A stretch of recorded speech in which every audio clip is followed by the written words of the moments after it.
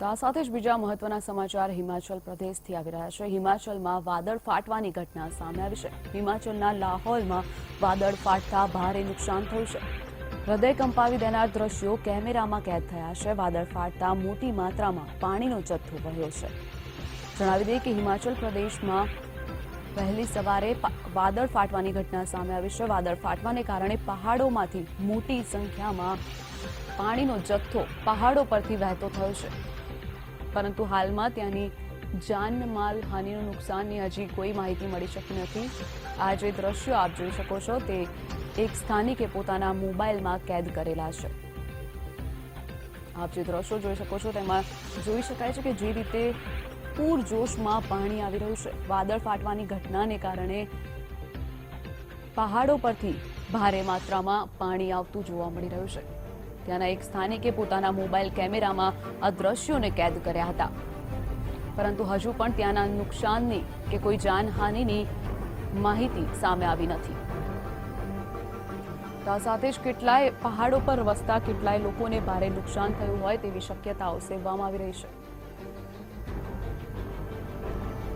જે રીતે પહાડ પરથી ફોર્સમાં પાણી આવતાની સાથે જ કહી શકાય કે જે રીતે ત્યાં વસતા લોકોને ભારે નુકસાન થયું હશે। લોકોની ઘરવખરીને પણ ભારે નુકસાન થયું હશે। આપ જે દ્રશ્યો જોઈ રહ્યા છો તે હિમાચલ પ્રદેશના પહાડી વિસ્તારના છે। હિમાચલ પ્રદેશના લાહોલમાં આભ ફાટવાની ઘટના સામે આવી છે। તો આભ ફાટતાની સાથે જ પહાડોમાંથી ભારે માત્રામાં પાણી વહેતું થયું હતું। સાથે જ લાહોલના લોકોને ભારે હાલાકીનો સામનો પડી રહ્યો છે। આપ દ્રશ્યોમાં જોઈ શકો છો કે જે રીતે લોકો પાણી આવતું જોઈને ભાગદોડ મચાવી રહ્યા છે। આ વિડીયો ત્યાંના જ એક સ્થાનિકે પોતાના મોબાઈલમાં કેદ કર્યો છે।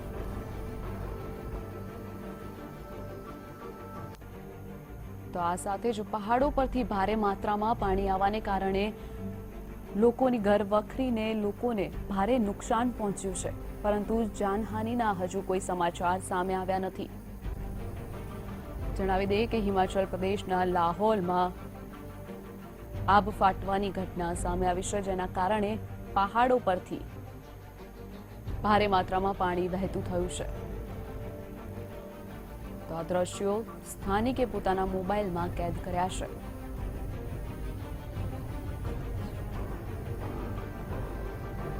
આ સાથે હિમાચલ પ્રદેશમાં એક બ્રિજ પણ ધરાશયી થયો હોવાની ઘટના સામે આવી છે।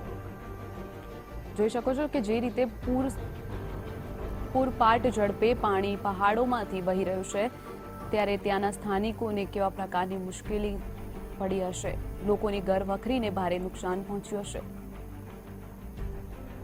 તો આભ ફાટતાની સાથે જ પહાડોમાંથી પાણી વહેતું થયું છે, તો સ્થાનિકોમાં ભારે અફરાતફરીનો માહોલ સર્જાયો હતો।